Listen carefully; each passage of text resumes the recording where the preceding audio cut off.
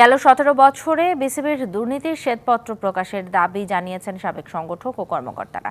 বিসিবির সভাপতি ফারুক আহমেদ ও নতুন পরিচালক নাজমুল আবেদিন ফাহিমের সাথে বৈঠক শেষে এই দাবি জানান তারা। বিপিএল ঢাকার ফ্র্যাঞ্চাইজি নিতে আজও বোর্ড প্রধানের সাথে দেখা করেছেন সাকিব খানের ব্র্যান্ড হারলানের প্রতিনিধিরা।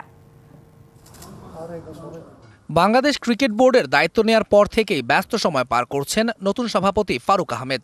বোর্ড ঢেলে সাজানোর পাশাপাশি আসন্ন টুর্নামেন্টগুলো নিয়েও সাজাতে হচ্ছে পরিকল্পনা।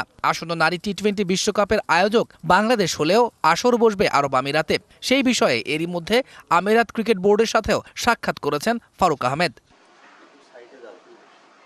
বিসিবি সভাপতির সাথে দেখা করেছেন সাবেক পরিচালক ও সংগঠকরাও। পুনর্গঠিত বোর্ড কর্তাদের অভিনন্দন জানিয়ে বেশ কিছু দাবিও তুলে ধরেছেন তারা। বিগত বছরগুলোতে নাজমুল হাসান পাপনের অধীনে যে দুর্নীতি ও অনিয়ম হয়েছে তার সবকিছু শ্বেতপত্র আকারে প্রকাশ করার আহ্বান জানিয়েছেন তারা। প্রয়োজনে এই ব্যাপারে সাহায্য করার কথাও বলছেন সাবেক পরিচালক ও সংগঠকরা।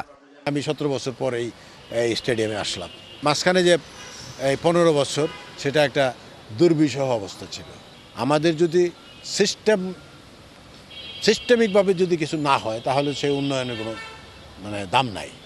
ক্রিকেট বোর্ডের দুর্নীতির একটি শ্বেতপত্র প্রকাশ করার জন্য এবং আমরা মনে করি অবিলম্বে দেশবাসী জানা উচিত যে ক্রিকেট বোর্ডে কি পরিমাণ এই 17 বছরে আয় হয়েছে।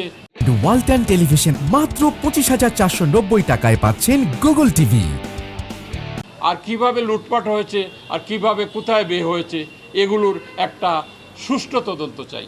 এদিকে এখনো দাঁড়ায়নি আগামী বিপিএল এর রূপরেখা। নির্ধারিত সময় থেকে পেছানো হয়েছে প্লেয়ার্স ড্রাফট। তবে দ্রুত সবকিছু গুছিয়ে 27 ডিসেম্বর থেকেই আসর শুরু করতে চায় বিসিবি। ঢাকার ফ্র্যাঞ্চাইজি নিতে আজও বোর্ড প্রধানের সাথে সাক্ষাৎ করেছেন সাকিব খানের ব্র্যান্ড হারলানের প্রতিনিধিরা। অনেক রুলস অ্যান্ড রেগুলেশন ছিল, সেগুলো সম্পর্কে আমরা জেনেছি। আমাদের মোটিভটা কি বা আমরা কেন এসেছি ক্রিকেটে সেগুলো সম্পর্কে আমরা ওনাদেরকে বিস্তারিত জানিয়েছি। তো সব কিছু মিলে একটা ভেরি গুড ইন্টারভিউ হয়েছে।